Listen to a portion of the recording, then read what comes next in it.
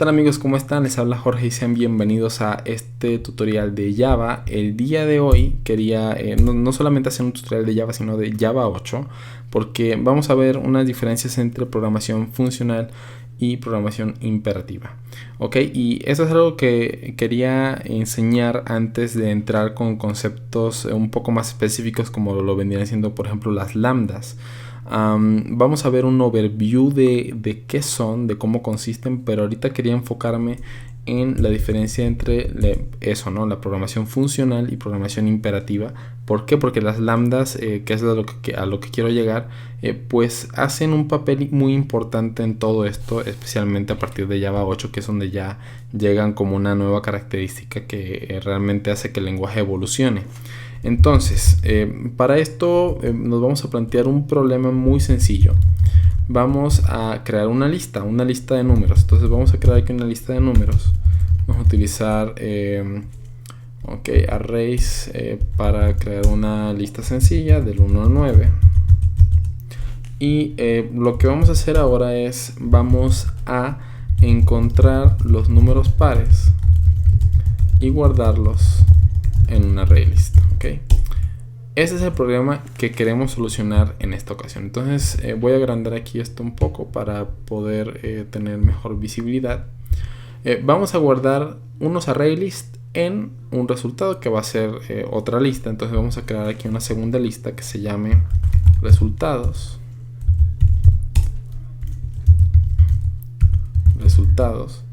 Y esta lista, bueno, va a ser un nuevo array list de igual números íntegros. Lo voy a colocar así para que tengamos claro que son números enteros. Entonces, vamos a entrar en conceptos. Tenemos la programación imperativa. Esta es la programación que vendría siendo la más tradicional y se enfoca en cómo hacer qué, ¿ok? O el cómo se hace, ¿ok? Tradicional. Es el cómo. ¿Y cómo voy a solucionar yo este problema? Bueno, lo más natural sería utilizar un ciclo. Vamos a atravesar esta lista en una secuencia. En Java, ya desde versiones anteriores, bueno, ya podemos hacer lo que es un for each, que podría simplemente ser integer y dos puntos números. Y esto nos va a permitir iterar en esta lista. Eso es algo que ya viene desde antes, desde las versiones anteriores. Me parece que desde las 7 o las 6 ya se puede hacer. Pero vamos a hacerlo un poquito más arcaico para que veamos la diferencia de cómo ha evolucionado esto. Si yo utilizo esta forma, que sería apoyándome en una variable, que lo voy a utilizar como el índice para recorrer la lista de números. Obviamente esta sería la estructura, ¿no? Si esto fuera, los índices, pues yo tendría que saber el tamaño para no pasarme del último índice de esa lista. Y voy a estar incrementando esa variable con cada iteración para yo así poder decir, ok, estoy en esta ubicación y voy a poder ir avanzando secuencialmente a través de esta lista del 1 al 9. Ok, así vamos bien. ¿Qué es el siguiente paso? Si yo quiero obtener los números pares, pues basta con hacer una simple evaluación donde yo voy a buscar en los números el índice actual y voy a revisar que la división entre 2 tenga como residuo 0. ¿Okay? El módulo 2 igual 0. Entonces yo agarro el número, lo divido entre 2 y si es igual a 0, esto quiere decir que ese número va a ser un par. ¿Okay? Entonces esto significa que es par. Cuando el número es par, ¿qué puedo hacer yo aquí? Puedo agarrar estos resultados y puedo ir añadiendo el número actual. Y al final de mi programa voy a imprimir esos resultados. Entonces la solución consta de 4 líneas de código. Si yo quiero, bueno, de 5 líneas de código, contando lo que vendrían siendo las llaves. Yo podría eliminar aquí las llaves y puedo hacer esto un poco más compacto. Entonces puedo venir aquí, ya es un poco más compacto, e incluso puedo eliminar las llaves del for y terminan siendo únicamente 3 líneas de código, ¿okay? Y este es el resultado: 2, 4, 6, 8, que son estas. Pero si se dan cuenta, lo que yo estoy viendo aquí es los pasos exactos de cómo tengo yo que resolver este problema, ¿ok? Agarro un ciclo for, itero secuencialmente la lista, evalúo y luego voy añadiendo a otro elemento, ¿ok? Esa es la notación que yo vendría usando, esa es la semántica, ¿ok? El cómo lo estoy haciendo. Ahora vámonos al método funcional. En el método funcional se podría decir que es declarativo. En general es más declarativo porque yo puedo entender exactamente o saber qué es lo que quiero hacer. Entonces lo que esto quiere decir es qué quiero hacer, no sé, qué quiero hacer, más que un cómo lo voy a hacer, ¿ok? Entonces vamos a ver cómo nos queda la sintaxis.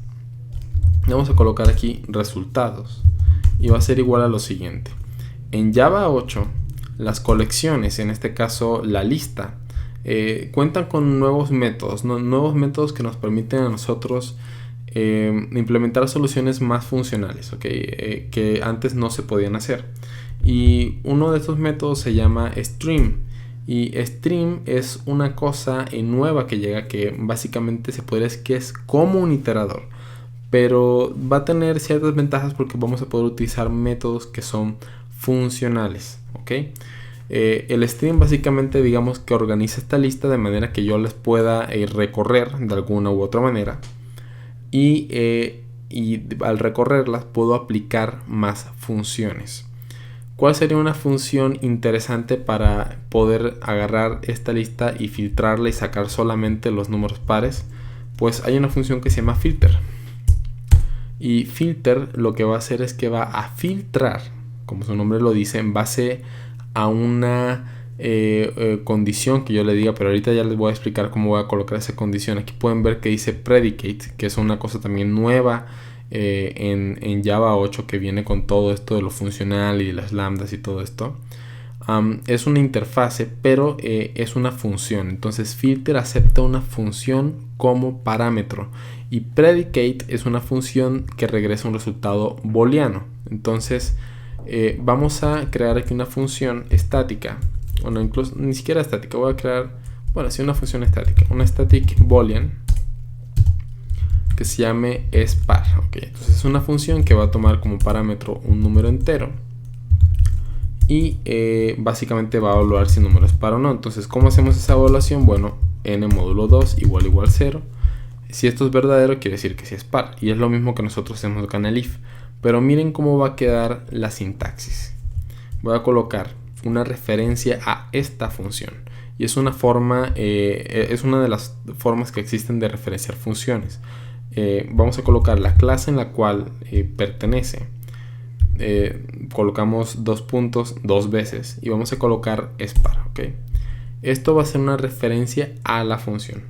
En este momento necesitamos naturalmente, bueno, pues importar aquí algunas utilerías. Entonces esto tiene que ser de tipo integer. No, ni siquiera es así, pero sí tenemos que importar aquí una cosa.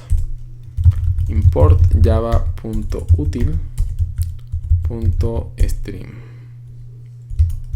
Okay.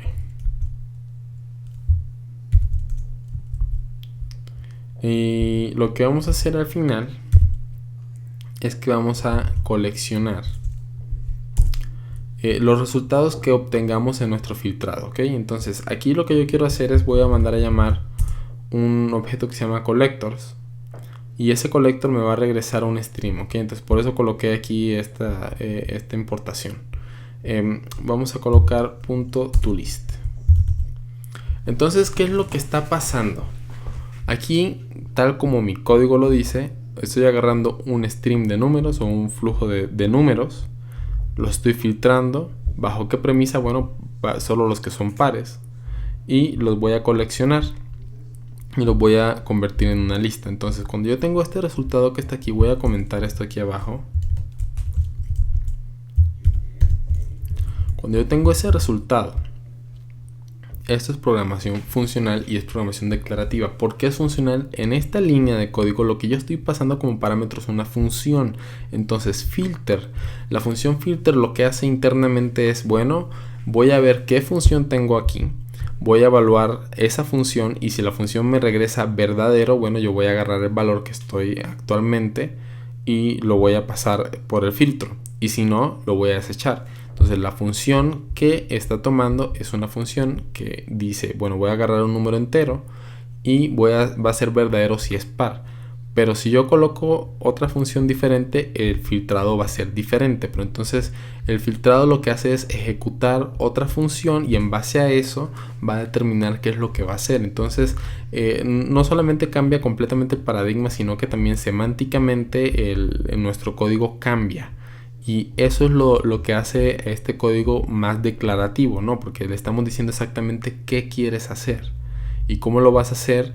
Es más bien la parte imperativa, o sea, todo este recorrido que es más bien un poquito más tradicional, ¿no? Entonces si yo corro este código, mi resultado pues aquí va a ser el mismo, ¿no? Porque estoy obteniendo los números pares. Pero si yo decido, bueno, en vez de evaluar que sea igual a 0, voy a evaluar los que no son igual a 0, me va a regresar los impares, ¿no? Y aquí, como pueden ver, me regresa el 1, el 3, el 5, el 7 y el 9. Entonces estoy utilizando una función dentro de una función en Java. Y con estas utilidades que tenemos aquí, tengo un enfoque más funcional. ¿Y dónde entran las lambdas? ¿Ok? En este caso, tenemos una función que se llama Spark, que la podemos implementar aquí perfectamente, la podemos pasar. Esto es una referencia a una función. Pero vamos a comentar esto un minuto y vamos a utilizar una lambda. La lambda, y eso se escribe así, se escribe lambda. Al final viene siendo una función anónima, ¿ok? O bueno, parte de su definición es como una función o es como un método anónimo, ¿ok? De hecho, ni siquiera, no es necesario que sea un método, es más bien una función, porque para ser método podría ser parte de una clase y las lambdas pueden ser anónimas completamente, no requieren ser parte de ninguna instancia. Entonces hay otros conceptos ahí que ya lo cambian un poquito de significado, pero se puede llamar una función anónima, ¿ok? Y función lleva acento a un lado. Y lo que cambia es la notación, y la notación es la siguiente. Si yo quiero pasar un equivalente a esta función de spar en forma de lambda, ¿cómo quedaría? Lo primero que tengo que agarrar yo es el parámetro. Entonces el parámetro es integer n. Entonces vamos a agarrar este parámetro que tenemos aquí y lo vamos a colocar aquí. Ok. ¿Qué sería lo segundo? Lo segundo sería obviamente el cuerpo de la función. Entonces el cuerpo de la función vendría siendo este que está aquí. Con la diferencia de que antes de colocar lo que vendría siendo el cuerpo de la función, pues yo tengo que colocar una cosa que es una flecha así, guión, flecha. Entonces aquí cambia la notación completamente, pero si se dan cuenta es esto mismo. Si yo ejecuto este código, voy a obtener como resultado en este caso los números pares. Pero ¿cuál es la verdadera potencia de las lambdas en Java 8? Esto todavía no me separa mucho de esto. Sí, queda en una sola línea, pero todavía podemos mejorarlo. ¿Cómo lo vamos a mejorar? Lo vamos a compactar aún más. Para empezar, como estamos trabajando con un listado de enteros, de integers, esta parte no es necesaria. Porque el compilador de Java va a entender implícitamente que tiene que trabajar con ese tipo de datos. Entonces yo puedo eliminar eso y me voy a ahorrar un poco más de espacio. Va a quedar más compacto mi código. Y sigue funcionando. Y la segunda parte también es muy interesante. ¿Por qué? Porque este return que está aquí, que va a regresar un resultado booleano, una expresión booleana, sea verdadero o falso, también está implícito de alguna manera. Porque filter, la función de filtrado que acepta como parámetro otra función, la función que acepta como parámetro exige que evalúe en verdadero o falso. Entonces el return también está implícito, porque siempre vas a tener que decir para esta función filter verdadero o falso. Entonces return no es necesario, y como return no es necesario, lo puedes quitar. Pero además puedes quitar estas llaves, ese punto y coma, porque también están implícitos. Al final, la ventaja de la lambda, una de las cosas que le dan tanta potencia, es que puedes hacer cosas muy sencillas, muy compactas. Y al pasar esta función, bueno, a otra función, le das mucho más potencia, ¿no? Es mucho más fácil de manipular. Se ve más manipulable. Y esto, señores, es la lambda en una forma más compacta. Si nosotros ejecutamos esto, tenemos el resultado. Si le cambiamos aquí, también obtenemos en este caso los impares. Entonces ya ven un poco cómo cambia la notación. haciendo más compacto el código. Entonces, de esta manera, nuestra solución pasa de ser estas 3 líneas de aquí a estas 3 líneas de acá. Pero nuevamente cambia impresionantemente la forma en la que se expresa la solución, la forma en la que queremos solucionar este problema. ¿Ok? Y al final viene siendo pues esta función anónima que está aquí, ya compactada. Acuérdense que, bueno, pues podemos tener aquí las llaves y el return. Lo pueden utilizar si les hace sentir más cómodos, pero no es necesario porque ya está implícito. Y esto es algo que antes en Java no se podía hacer. Una de las ventajas que yo considero con esto es que quitas mucho lo que se le llama el verbose, ¿no? Que Java dicen que es un lenguaje donde hay mucho código basura, ¿no? Porque que pareciera que está de más, porque al final lo que importa es esto. Y ahora ya podemos hacerlo. Entonces, amigos, eso es todo por este video. Espero que haya sido un buen overview para que te des una idea de lo que es funcional versus imperativo. En este caso nos hemos enfocado solamente en entender las diferencias más básicas. Y vaya, también una cosa interesante es que si tú agarras esto que está aquí y lo colocas todo en una sola línea, pues al final van a ser realmente menos líneas de código. Si nosotros agarramos esto y lo pegamos todo, pues sí nos estamos ahorrando unos cuantos caracteres en nuestra solución, para que lo tengan en cuenta y queda mucho más expresión. Entonces, ahora sí, siendo todo, me despido. Si te gustó el video, no olvides dejar un like, no olvides dejar comentarios. Y estate al pendiente para más videos de programación funcional en Java para entender un poco más estos conceptos. Pues, ahora sí ya es todo y nos vemos hasta la próxima. Chao.